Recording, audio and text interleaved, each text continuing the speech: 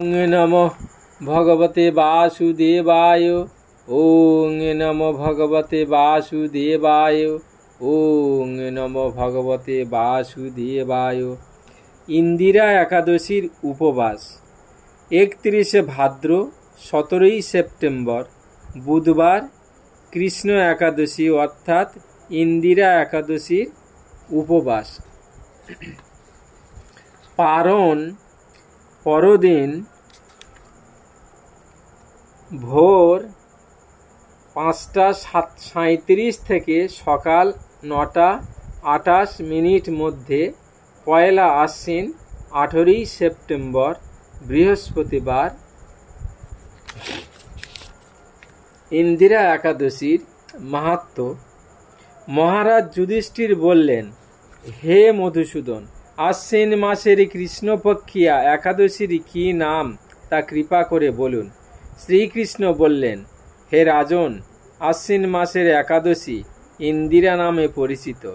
এই ব্রত প্রভাবে মহাপাপ বিনষ্ট হয়, এমনকি কর্মবিপাকে যারা নিম্ন যোনি লাভ করেছেন সেই পূর্বপুরুষদের ও উত্তম গতি লাভ হয়। এই একাদশীর মাহাত্ম্য শোনা মাত্রই সামবেদীয় যজ্ঞ ফল প্রাপ্ত হওয়া যায়। হে রাজন, মাহিষ্মতি নগরে ইন্দ্রসেন নামে এক প্রসিদ্ধ রাজা ছিলেন। ধর্মবিধি অনুসারে রাজ্য পালনে তিনি বিশেষ খ্যাতি সম্পন্ন ছিলেন। তাঁর বিপুল ধন সম্পত্তি ছিল। পুত্র পৌত্রাদি সহ তিনি সুখে রাজ্য পরিচালনা করতেন। বিষ্ণুভক্তি পরায়ণ সেই রাজা নিরন্তর শ্রী গোবিন্দ নাম গানে মগ্ন থাকতেন। একদিন রাজা সুখে রাজ্যসভায় বসে আছেন। এমন সময় দেবর্ষি নারদ স্বর্গ থেকে সেখানে এলেন। তাকে দর্শন করে রাজা হাত জোড় করে উঠে দাঁড়ালেন। দণ্ডবৎ প্রণাম করে মুনিকে আসন পাদ্য অর্ঘ্য আদি ষোড়শোপচারে পূজা নিবেদন করলেন। তারপর বললেন, হে মুনিবর, আপনার দর্শন মাত্র আমার যাবতীয় যজ্ঞ ফল লাভ হয়েছে। এখন আপনার আগমনের কারণ জানিয়ে আমাকে কৃতার্থ করুন। দেবর্ষি নারদ বললেন, হে মহারাজ, অতি বিস্ময়কর এক কথা শ্রবণ করুন। আমি এক সময় যমলোকে গিয়েছিলাম। সেখানে যমরাজের সভায় বহু পুণ্যকারী আপনার পিতাকে দেখলাম। ব্রতভঙ্গ পাপে তাকে সেখানে যেতে হয়েছে। হে রাজন, আপনার পিতা যে সংবাদ প্রেরণ করেছেন আমি এখন তা আপনাকে বলছি। তিনি বললেন, হে ঋষিবর, মাহিষ্মতির ইন্দ্রসেন রাজা আমার পুত্র। তাকে বলবেন আমি বহু পুণ্য অনুষ্ঠান করলেও কোনো কারণবশত যমালয়ে আসতে বাধ্য হয়েছি। আপনি কৃপা করে তাকে সর্বপাপ নাশক ইন্দিরা একাদশী ব্রত পালন করতে বলবেন। সেই ব্রত প্রভাবে আমি নিষ্পাপ হয়ে স্বর্গলোকে যেতে সমর্থ হব। এই কথা জানাবার জন্যই আমার আগমন। হে রাজন, আপনার পিতার মঙ্গল বিধানে আপনি যথাবিধি ইন্দিরা ব্রত পালন করুন। রাজা জিজ্ঞাসা করলেন, হে দেবর্ষি, সেই ইন্দিরা ব্রতের বিধি কি?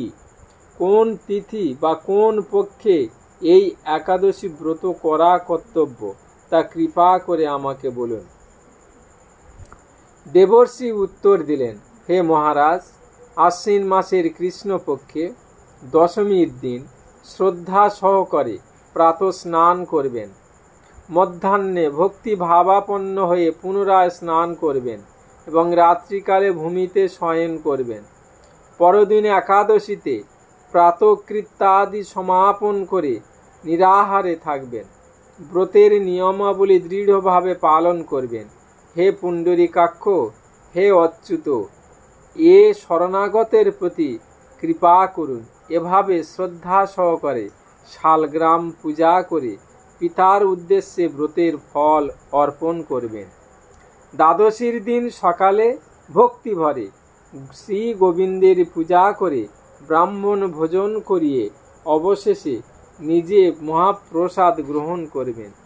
হে রাজন, বিধি অনুসারে শ্রী হরি এবং ভক্তদের অর্চন করলে আপনার পিতৃবর্গ মুক্তি লাভ করে শীঘ্রই বৈকুণ্ঠে গমন করবেন।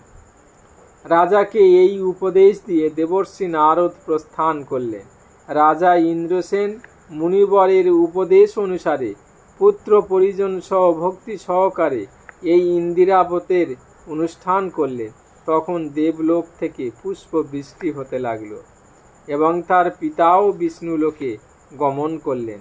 তারপর রাজা ইন্দ্রসেন নিজ পুত্রকে রাজ্যভার অর্পণ করে নিজেও বিষ্ণুলোকে ফিরে গেলেন। এই ইন্দিরা একাদশীর মাহাত্ম্য পাঠে ও শ্রবণে মানুষ সকল পাপ মুক্ত হয়ে বিষ্ণু লোকে গমন করেন এবং বিষ্ণু লোক প্রাপ্ত হন। ওং নমো ভগবতে বাসুদেবায়। ওং নমো ভগবতে বাসুদেবায়। ওং নমো ভগবতে বাসুদেবায়।